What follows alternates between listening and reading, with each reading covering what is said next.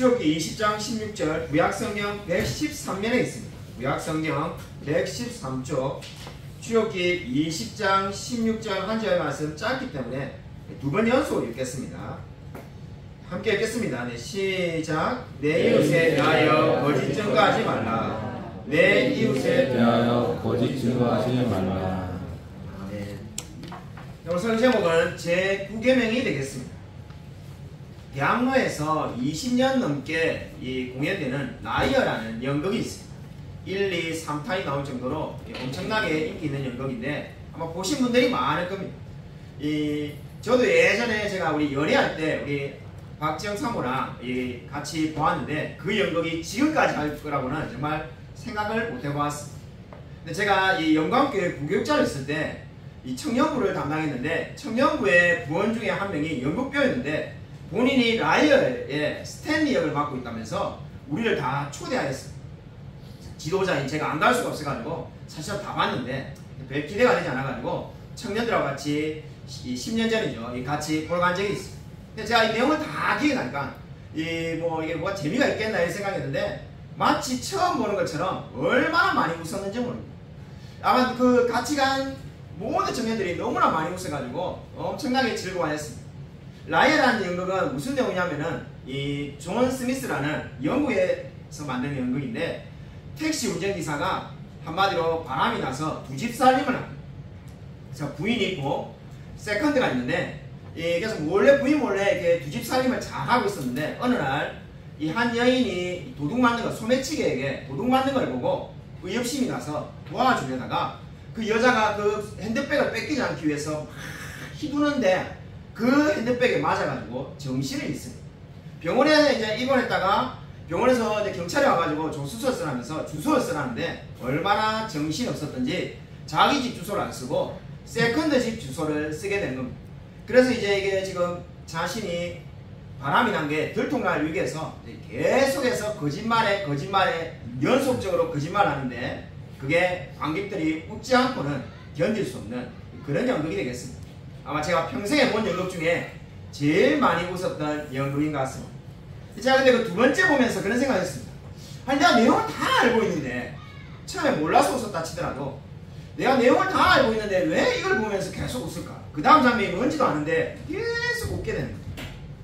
가만히 그때 생각을 해보니까는 뭔가를 속인다는 것 자체가 짜릿하고 쾌감이 있고 즐거움이 있는 겁니다. 만약에 그 주인공이 그 아내에게 들키자마자 내가 바람을 피웠어 용서해줘 이렇게 말했다면은 당연히 연극 재미도 없고 그냥 그때 끝났을 겁니다. 근데 그 사안을 교묘하게 피해가려고 그 짓을 말하는 것이 누구나 사람에게 즐거움을 준다는 겁니다. 자, 무엇을 말씀드리려 하면은 왜 사람들이 끊임없이 거짓말을 하는가? 그 거짓말이 자기에게 이익이 되고 즐거움을 주기 때문입니다. 오늘 제9계명은 이웃에 대하여 거짓 증거하지 말라라고 말을 합니다. 거짓 증거라는 말이 무엇을 보여줍니까? 거짓 증거라는 말은 법정 용어입니다. 현대에서 우리가 재판을 보면 어떻습니까? 지문이나 유전자를 이렇게 감식해가지고 범인을 쉽게 찾아냅니다.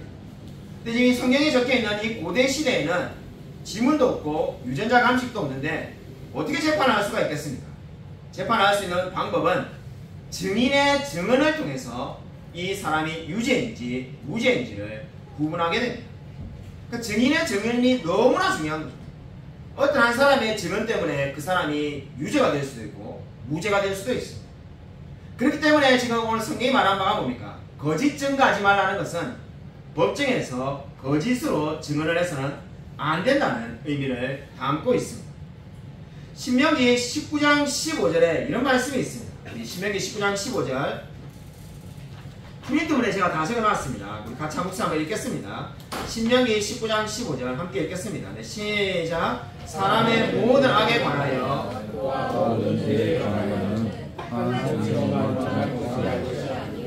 그 증인의 입으로나 또는 새 증인의 입으로 확증할 것이며. 이 말씀이 의미하는 바가 뭡니까? 두 사람이 같은 증언을 할 경우에만 그 일을 사실로 여긴다는 겁니다.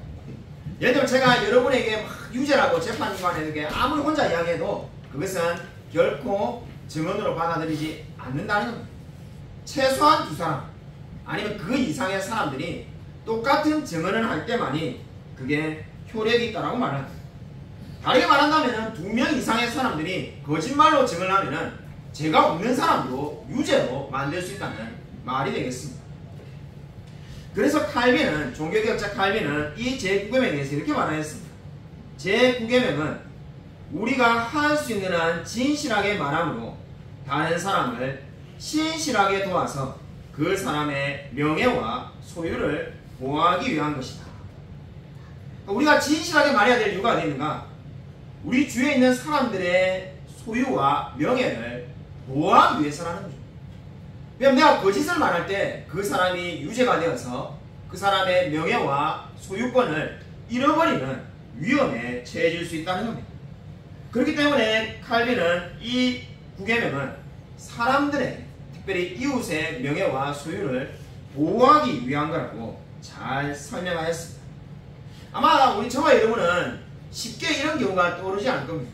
그냥 목사님 이 컵이 그죠 있는데 예를 들어 컵을 거짓말로 5,000원짜리인데 10,000원에 팔았다고 해서 그 사람의 제 목사님의 목숨이 위협받는다, 그렇지 않을 것 같은데 그런 경우가 어디에 있을까요? 성경에 구체적으로 잘 나타나 있습니다. 구약성경을 보면은 북이스라엘의 아합 왕이 통치할 때 아합 왕의 부인이 이세벨이었습니다. 당시에 이 나봇이라는 평범한 농부가 포도밭을 가지고 있었는데 그것을 갖고 싶어 했습니다.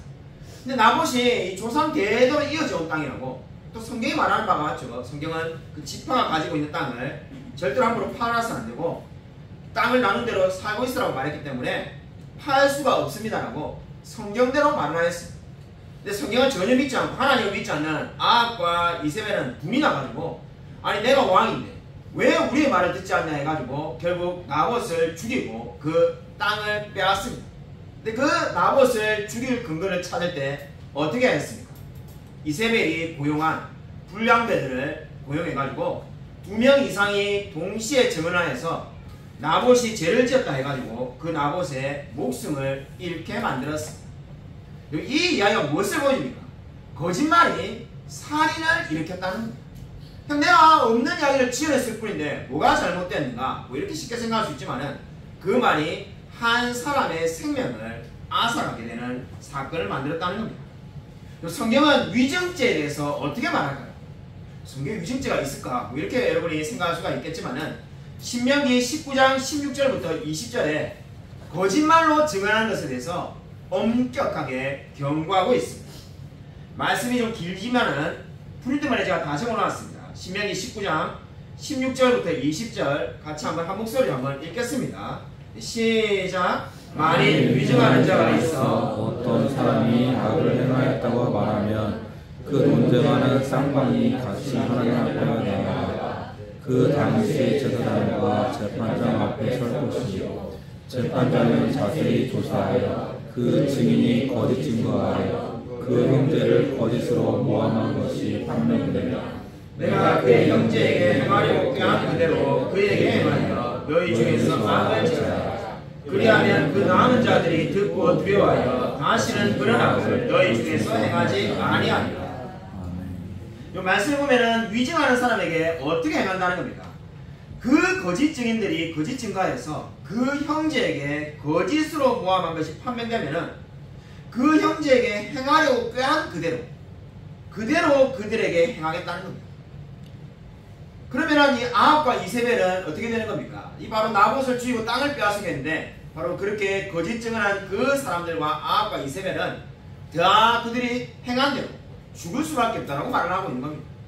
이것이 바로 성경이 말하는 위증죄가 되겠습니다. 그리고 이 성경의 이 10계명은 너무나 분명하게 거짓 증거하지 말라고 말씀하고 있습니다. 우리 시대에 거짓말이 얼마나 많이 있을까요? 우리는 거짓말을 얼마나 많이 하고 살까요? 우리가 뭐 구체적인 횟수를 우리가 거짓말을 할 때마다 옆에 누가 다니면서 거짓말했다고 적어놓고 통계를 만들 수가 없지만은 어렴풋이 알 수 있는 통계가 있습니다. 좀 오래된 통계인데 제가 예전에 보았습니다만은 이 우리나라의 사람들에게 우리나라에 성공한 사람들이 이 정직하게 성공했다라고 믿냐 이렇게 말하니까는 부정직하게 성공했다라고 믿는 사람들이 62%였습니다. 그러니까 우리나라 사람들이 우리나라의 소위 말하는 부자, 성공한 사람, 뭐 재벌들을 볼 때 아, 당신이 분명히 뭔가 나쁜 짓을 해서 잘 살고 있을 겁니다 라고 생각하는 사람이 62%라는 겁니다. 그러니까 부자로 사는 것을 인정하지 않는 거죠. 너가 열심히 정말 땀 흘려고 부자 된 게 아니라 뭔가 뇌물을 받거나 뭔가 뭐 횡령을 했거나 분명히 나쁜 짓을 했으니까 갑자기 부자가 됐을 거야. 이렇게 생각하는 사람들이 62%라는 겁니다. 이걸 보면 우리 사회에 거짓말이 얼마나 만연해 있는지 알 수가 있습니다.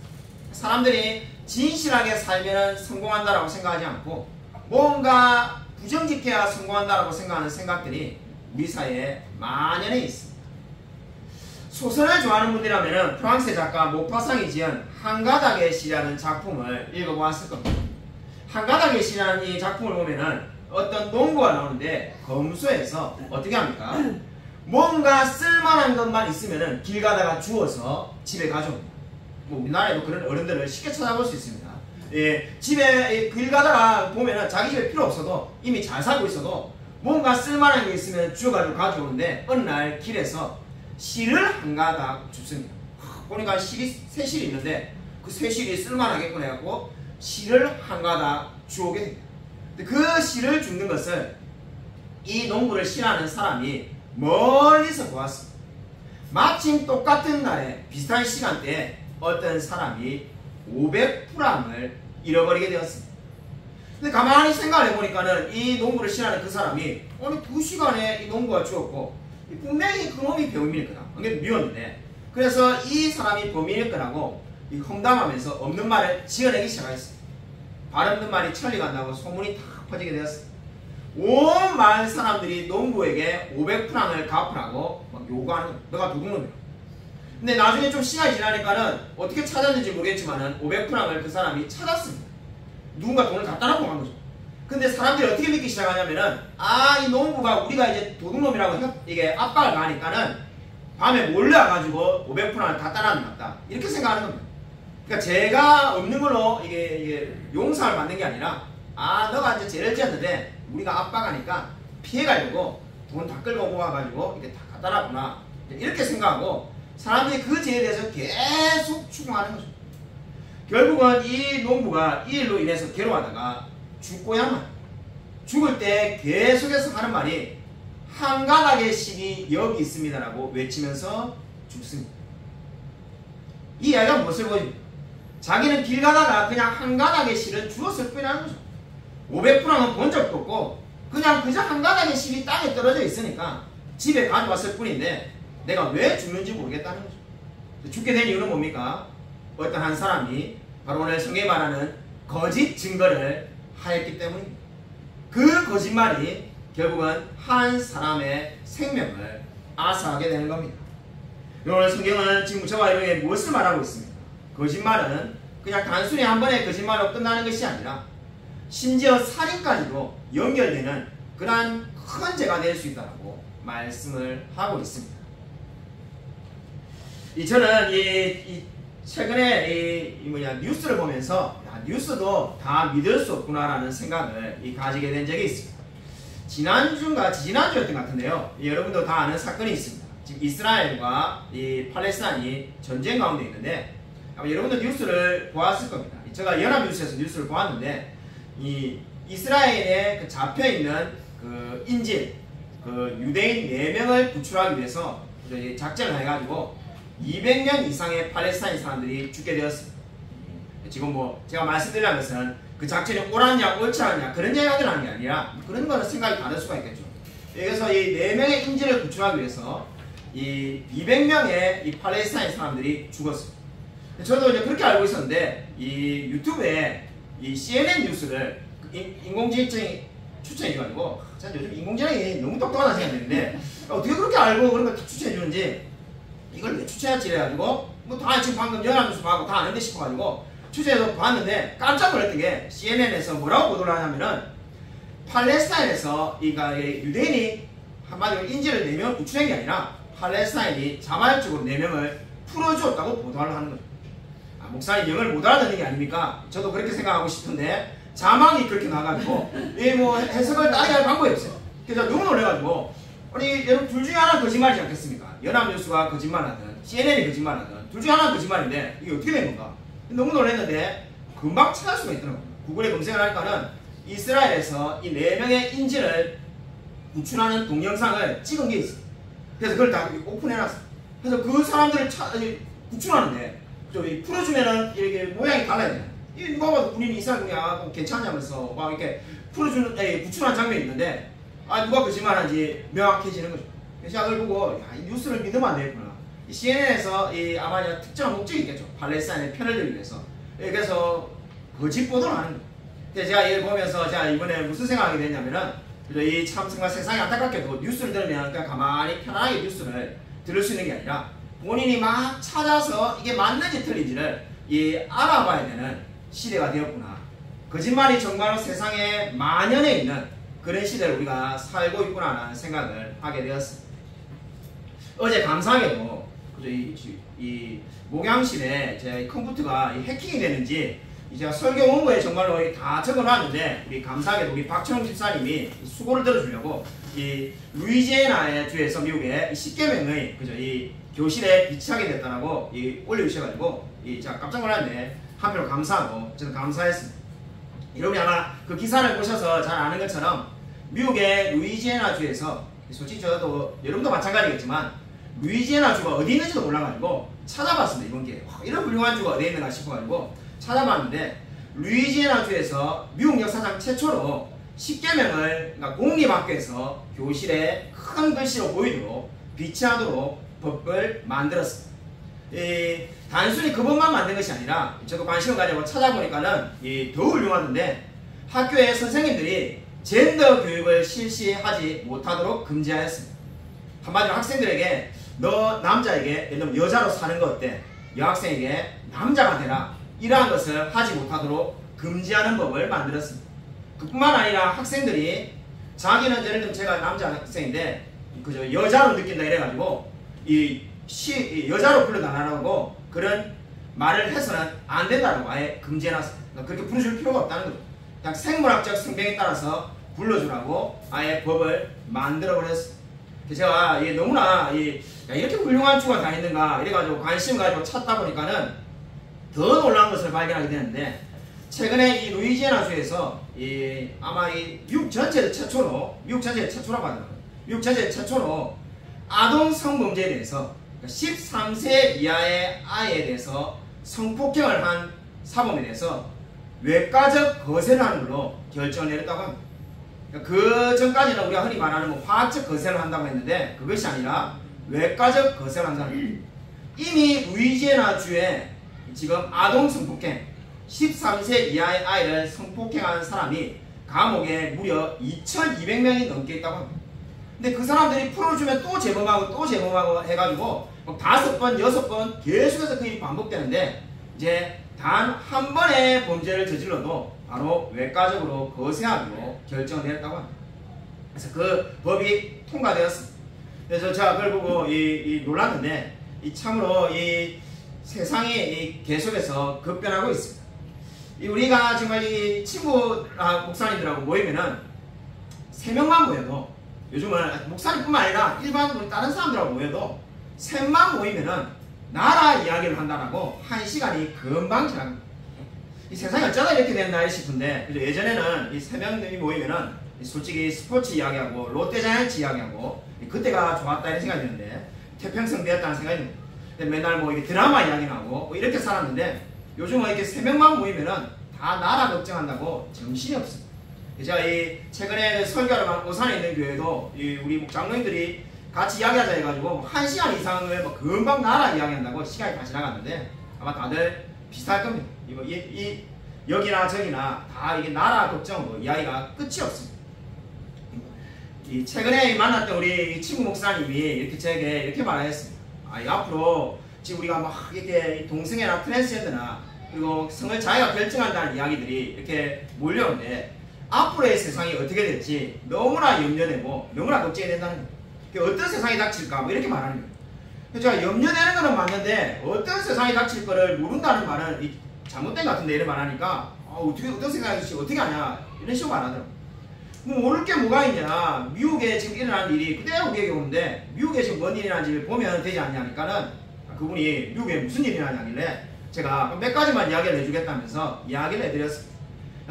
앞으로 우리가 계속 인권을 강조하는데 이 인권만을 강조하면 어떤 일이 벌어지는가? 미국을 보면 알 수 있다. 우리 교회 현명하신 우리 한 성도님이 인권만 강조하면 안 되고 책임을 강조해야 된다고 최근에 제게 와서 열변을 파셨는데 정말로 뭐 훌륭한 이야기입니다만은 현실은 더 반대로 가고 있습니다. 미국의 범죄자의 인권을 소중하게 여겨야 된다 이래가지고 캘리포니아에는 무슨 법이 있냐면은 1000불 이하의 범죄에 대해서는 그냥 바로 잡히면은 그 다음날 다 풀어줍니다. 그러니까 우리나라 돈으로 140만원 이하의 이 물건 훔치면은 그러니까 예를 들면 간단하게 말해서 제가 홈플러스 가가지고 옷을 막 이렇게 한 30만 훔치면은 그 다음날 그대로 풀어주는 거죠. 자, 이걸 어떻게 하게 되냐. 어느 날 유튜브에 역시 또 인공지능이 추천을 해줘가지고 이 보니까는 아니 이게 뭐 이상한 장면이에요. 미국에 막 샌프란시스코에 막 사람이 뭐 이게 흑인이 그죠? 이런 말은 함부로 흑인이랑 특징 치면 안 되는데 백인도 훔칠 수 있는데 그죠? 자, 흑인이 막 물건 훔치고 나오는데 옷을 그래서 제가 경찰도 제지를 안 하더라고요. 그냥 저는 결론이 어떻게 끝날 줄 알았냐면은 이렇게 하다가 설정이었습니다. 이렇게 끝날 줄 알았는데 그냥 이게 실한 거예요. 이게 뭔가 싶으면 막 찾아보니까 그런 동영상이 막 흔하게 있어. 아마 여러분도 한번 좀 봤을 겁니다. 아니 뭐 이런 세상이 다 있는 거야. 그냥 차에 그냥 유리를 깨고 그냥 물건을 가져가도 감옥에 가지도 않고 감옥 가봐야 그 다음날 풀려나고. 법을 어떻게 만들었냐면은 1000불 이하의 범죄는 생계형 범죄니까 얼마나 먹고 살기 힘들면 그런 걸 하겠느냐. 그래서 다 풀어주는 거죠. 그러니까 어떻게 되니까 좀도둑이 만연해 있는 겁니다. 보면 저는 이런 생각이 들 수밖에 없는 게 아니 가해자의 인권이 소중하지만은 피해자의 인권은 어디에서 받을 수가 있는가. 저는 대부분 이런 생각이 드는데 이 법을 바꿀 생각 없이 지금도 계속 그대로 현재도 실행되고 있습니다. 여기에서 끝나는 건가? 이런 미국의 오레곤주라는 데가 있는데 포틀랜드에서 뭘 정했냐면은 마약 사범을 다 감옥에 잡아넣으니까 그 사람들에게 변화가 안 되더라고요. 그 사람들에게 변화의 기회를 줘야 해서 잡아넣지 말고 벌금형으로 하자라고 결정했습니다. 놀라운 것은 이 KBS에서 만든 다큐멘터리입니다. 아마 보신 분이 있을 거예요. KBS에서 다큐멘터리를 직접 오레곤주 찾아가서 만드는데 지금 실행한 지 몇 년 지났습니다. 어떤 일이 벌어졌는가? 마약 사범들이 엄청나게 길거리에 널려가지고 마약하는 사람이 길거리에 남아돈다는 거예요. 왜냐하면은 벌금형을 내리는데 벌금도 본인이 내는 게 아니라 벌금형을 마약을 제가 소지한 것을 발견했습니다. 자, 펜타닐, 요즘 유행하는 펜타닐을 하는 걸 보면은 경찰이 잡아가지고 벌금을 청구서를 딱 떼는 거죠. 떼면은 그 사람이 어떻게 하냐면은 시민단체에 전화를 하는 거예요. 시민단체에 전화만 하면은 벌금을 시민단체가 대신 내죠. 그러니까 본인은 벌금 낼 것도 없고 잡혀가지도 않고 그럼 마약 하라는 소리잖아요. 그러니까 마약을 하는 사람이 전 미국에 있는 사람이 다 그 도시에 몰려가지고 전 미국에 마약하는 사람이 그게 모여가지고 미국에 완전히 그 도시는 포틀랜드라는 도시는 마약하는 사람으로 넘쳐나고 있습니다. 왜 이런 일이 끊임없이 생길까요? 이 답이 간단합니다. 그 루이지애나주에서 교실에 십계명을 배치하는 것처럼 죄를 죄로 여기지 않으면은 어떤 일이 벌어질지 모르는 거죠. 10만원짜리 훔치는 거나 만원짜리 훔치는 거나 죄는 죄일 뿐입니다. 마약을 하면은 죄인데 그 죄를 죄라고 인정하지 않으니까 그런 일이 계속해서 발생하는 거죠. 참으로 우리 시대에 이 안타까운 일들이 끊임없이 계속해서 일어나고 있습니다. 아마 우리가 정말로 생각을 하지 않으면은 앞으로 어떤 일이 우리에게 더 벌어질지 모릅니다. 그럼 이 9계명을 어떻게 적용할 수 있을까요? 하이델베르그 요리문답 112문은 우리에게 어떻게 적용해야 할지 잘 말씀해주고 있습니다. 하이델베르그 요리문답 112문 제가 적어놓았습니다. 여러분 프린트본에 있는 대로 한번 같이 한번 읽겠습니다. 길지만은 너무나 중요한 내용을 담고 있기 때문에 함께 한번 읽겠습니다. 네, 시작. 나는 어떤 사람에 대하여서도 누구의 말도 거짓말하지 말아야 하고 참견하기 좋아하는 사람이나 조사하는 자가 되지 말아야 하고 조사도 해주지 않고 겸손하게 정죄하지 말아야 합니다. 만일 내가 하나님의 무서운 진노가 내 위에 내리기를 원치 않는다면 나는 마귀의 역사인 모든 형태의 거짓과 기만을 피하며 법정 소송이나 다른 모든 행위에서 나는 진실을 사랑해야 하고 말하고 고백하는 데 있어서 정직해야 합니다. 나는 나의 이웃의 명예와 선한 이름을 힘을 다하여 공호하고 증진시켜야 합니다. 여러분, 제가 이 긴 하이델베르그 요리문답 112문을 읽자고 한 이유는 이보다 더 좋은 설명이 없기 때문입니다. 사실 제가 덧붙일 말도 없습니다. 여러분, 읽은 그대로 어떻게 하면 됩니까? 거짓을 말하지 않고 진실하면 됩니다. 하이델베르그 요리문답만큼 정말 구계명을 잘 설명하고 있는 것은 그 어디에도 없을 겁니다. 외국의 격언 가운데 이런 말이 있습니다. 거짓말은 다리가 없다. 무슨 말입니까? 왜 거짓말이 다리가 없습니까? 어디든지 갈 수 있다는 뜻이 되겠습니다. 19세기에 유명한 미국의 부흥사 목사님이었던 무디 목사님은 이렇게 말을 하였습니다. 거짓말은 또 다른 거짓말의 부축을 받아야 한다. 무슨 말입니까? 한 번 거짓말하면은 반드시 또 다른 거짓말을 해야만이 이 거짓말이 효과가 있다는 거죠. 그래서 계속 거짓말을 하게 된다는 겁니다. 제가 서론에서 말했던 그 라이어 연극처럼 계속 거짓말을 한 번 하면은 자기가 바람 핀 것을 숨기기 위해서 끊임없이 거짓말 하듯이 거짓말을 할 수밖에 없다는 겁니다. 정말 어제 저는 이번 주에 제가 이 쿠팡에 가서 일을 하게 되었습니다. 이 쿠팡에 3일간 일을 하고 왔었는데 쿠팡에 가서 3일 동안 일을 했어요. 그 이유는 우리 아내가 지금 월급을 못 받는 게 1,000만 원 넘어가지고 사는 게 지금 굉장히 어려운, 경제적으로 어려운 가운데 있어가지고 이 쿠팡에 일을 하러 갔어요. 그래서 이 동탄 쿠팡에 3일 동안 이렇게 물류를 나눠주는, 무슨 일이냐면은 뭐 간단합니다. 그냥 이렇게 쭉 이렇게 이 레일에 이 토트라고 하는데 10kg 정도 이렇게 담겨 있는 이 물건이 이렇게 쭉 지나오면은 제가 그걸 들고 옆에 이렇게 포장하는 아주머니가 있습니다. 그 포장이 뭐냐면은 여러분이 뭐 쿠팡에서 뭔가를 시키면은 뭐 짜파게티를 야면을 시키든 케찹을 시키든 그걸 이제 포장하지 않습니다. 그 포장하는 분에게 제가 이걸 이렇게 갖다 줘가지고 포장해놔요. 그럼 그거 다 하고 나면 그 토트는 또 제가 이렇게 딴 데로 갖다 놓고, 그래갖고 제가 이렇게 6명의 아주머니를 담당해가지고 그 아주머니들이 계속 일이 계속 이어지도록 그거 이렇게 쭉 이렇게 해주는 일을 3일간 하였어요. 그 일을 이렇게 하러 가서 이렇게 보니까는 다양한 사람들이 있더라고요. 20대부터 막 이게 정말 70분이 넘어 보이는데, 어쨌든 뭐 이렇게 일이 막 다양한 사람들이 모여와가지고 수백 명이 뭐 이게 한 곳에서 같이 일을 하였어요. 저는 정말 이게 몇 년 만에 정말 제가 회사밥을 먹어본 게 몇 년 만인가, 우리 3일 중에 하루는 아내도 같이 갔었는데 회사밥을 몇 년 만에 먹었냐니까 막 생각이 안 나요. 몇 년 만에 같이 밥을 먹었을까? 이 교회밥 먹은 거 말고 회사밥을 먹은 게 정말 얼마 만인가. 밥도 주고 너무 좋더라고요. 그래서 일을 해봤는데 정말로 저는 솔직하게 말해서 적성에 맞다는 생각이 들었어요. 정말 적성에 맞다는.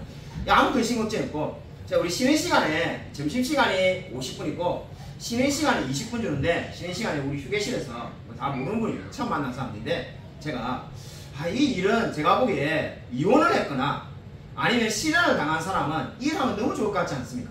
아무 생각이 안 드는데 그냥 세상 모든 거 다 있고 근심 걱정 없고 이 일만 하다 보면 모든 거 다 잊어진다니까. 다 웃으면서 공감하시는.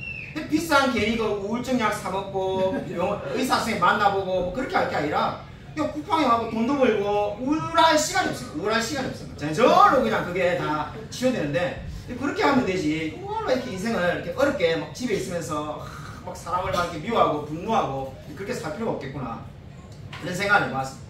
그래서 이 일이 정말로 이게 쉽고 간단하고 재밌었어. 우리 동생이 막 걱정이 돼가지고 일이 어땠냐는데, 솔직히 내가 인생에 했던 일 중에 제일 쉬웠던 것 같다니까는 동생이 막 놀래는 거예요.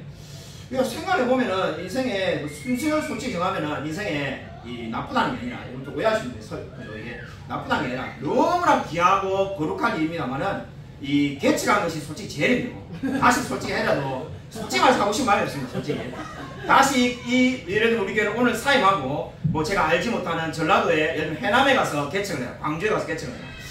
야, 솔직히 안 하고 싶습니다. 네. 그래서 뭐 어느 집에 가든 간에. 네. 그래서 이 개척이 제일 힘들었고, 두 번째로 힘든 게 주물공장.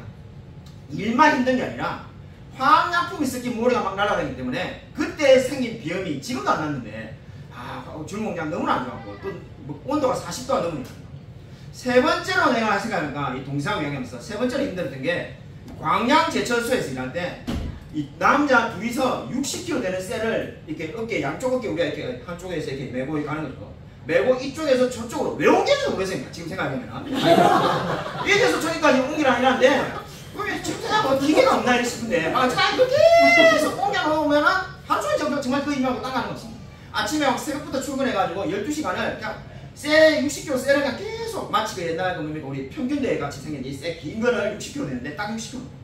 그걸 둘이서 계속 하루 종일 옮기면은 일 끝이. 그 다음날 출근하면은 그 안 했던 그 다음부터 또 이제 하는 거예요.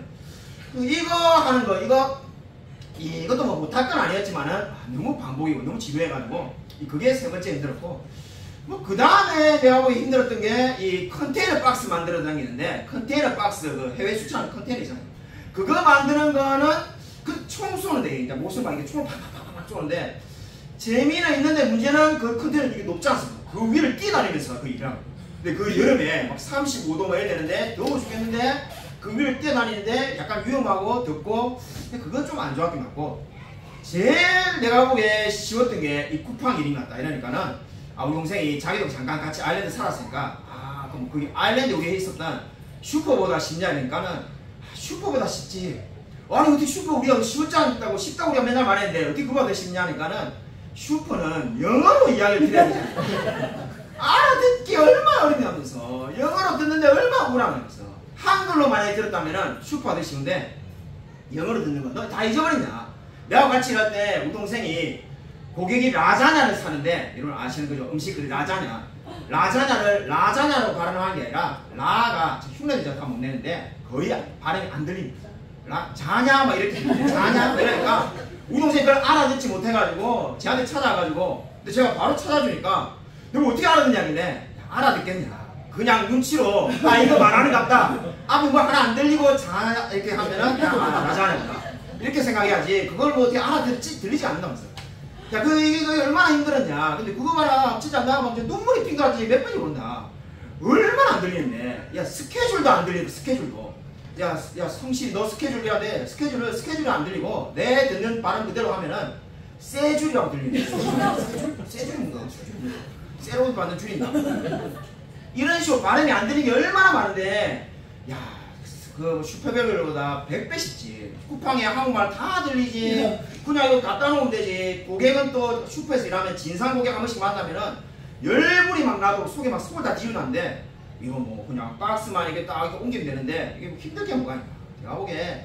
솔직히 제가 그 쉬는 시간에 우리 그분들한테 많이 본 것 같은데 유일하게 안 좋은 점은 돈이 솔직히 좀 작아서 마음에 안 들지 한 달에 400만원 느껴주면은 저 종신계약 할 마음이 있다니까는 다 없으시다 자기도 그런 마음 굳이 뭐 이렇게 교사나 변호사 되려고 힘들게 애쓸 필요 없고 굳이 기술 막 목수라든지 이런 거 배우려고 힘들 필요도 없고 그냥 이렇게 탁 해가지고 인생 뭐 편안하게 살면 되는데 괜히 뭐 자영업 해가지고 사업 해가지고 장사가 안 돼가지고 막 고민할 필요도 없고 얼마나 좋냐 이런 생각이 참 많이 든다 이러니까는 다들 뭐 이렇게 웃으시면서 공감하시는 그래서 참 이게 즐거운 시간이었어요. 그래서 이게 기회가 되는 한 월요일마다 그저 늘 이렇게 지금 계속해서 갈 마음을 가지고 있어요.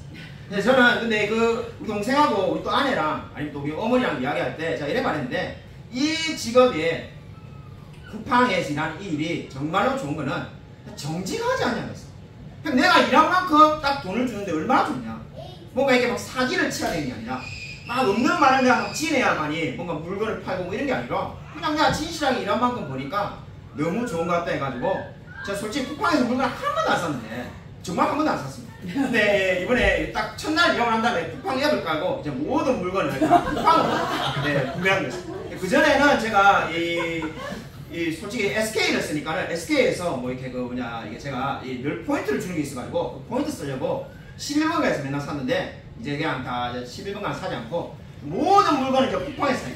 이래 좋은 게 있나 이런 생각을 하였어요. 여러분 오늘 성경은 저와 여러분에게 진실하게 살라고 말하는데 여러분 스가랴 8장 6절 한번 읽도록 하겠습니다. 스가랴 8장 6절 프린트만 다 나와 있으면 함께 읽겠습니다. 여러분 스가랴 8장 6절입니다. 함께 읽겠습니다. 네 시작. 너희는 각기 이웃으로 더불어 진실을 말하여. 그럼 너희는 각 이웃으로 더불어 진실을 말하여. 한마디로 지금 구계명이 말하는 것을 한마디로 요약하면 이 말을 하고 있는 겁니다. 늘 진실을 말하라는 거죠. 하나님 앞에서 말을 한다 생각하고 이 말을 하면 나에게 손해가 되냐 이익이 되냐 그런 데서 따지지 말고, 아니면 이 사람은 내가 좋아하는 사람이다, 싫어하는 사람이다, 아니면 예전에 나한테 피해를 준 사람이다, 뭐 이런 걸 따지지 말고 그냥 진실을 말이라고 말씀하고 있어요. 여러분 이렇게 살기가 쉬울까요, 어려울까요? 이렇게 살기가 쉬우면은 그저 오늘 같은 설교가 뭐가 필요하겠습니까? 이미 다 살고 있는 대로 그대로 사십시오 이러면 되죠. 솔직히 9계명을 지키다 보면은 우리가 연약한 죄인이라는 생각이 안 들래야 안 들 수가 없어요. 저도 거짓말을 얼마나 많이 했지 그래서 정말로 이 거짓말에 대해서 우리가 생각할 때마다 우리가 부족한 사람이라는 생각이 계속 들게 되어 있습니다. 근데 성경은 이렇게 살라고 말씀하고 우리는 살 용기가 없고 어떻게 해야 될까요? 기도할 수밖에 없습니다. 자, 9계명을 지키려고 노력한다면은, 그리스도인이 정말로 9계명을 지켜서 거짓 증거하지 않으려고 한다면은 기도하지 않고는 결코 이렇게 살 수가 없습니다. 그렇기 때문에 시편의 저자 시편 143편 3절에 이렇게 기도하였습니다. 여호와여 내 입에 파수꾼을 세우시고 내 입술의 문을 지키소서. 제가 한번 읽었지만 같이 한번 읽겠습니다. 네, 우리 한번 같이 한번 읽겠습니다. 143편 3절 함께 읽겠습니다. 네, 시작.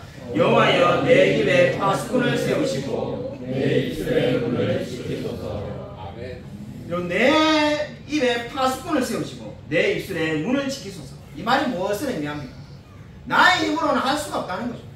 하나님이 우리의 입술을 지켜달라고 늘 기도해야만 한다는 겁니다. 왜냐하면 인간은 본능적으로 어떻습니까? 거짓을 좋아하기 때문입니다. 정말 우리는 거짓말하는 걸 좋아하고 거짓이 진실보다 우리에게 더 늘 유익이 되기 때문에 늘 거짓을 말하기 쉽습니다. 그렇기 때문에 저와 여러분이 기도해야만이 거짓 증거하지 않고 참되고 진실되게 살 수 있다고 성경은 말씀하고 있습니다. 여러분 진정으로 성경이 말씀하는 것처럼 늘 하나님 앞에 진실하게 살아가는 저와 우리 모든 성도님이 되시기를 주님의 이름으로 간절히 축원드립니다. 이 시간 우리 말씀을 생각하면서 주님 한번 크게 주관이 한번 통성을 기도하겠습니다. 주님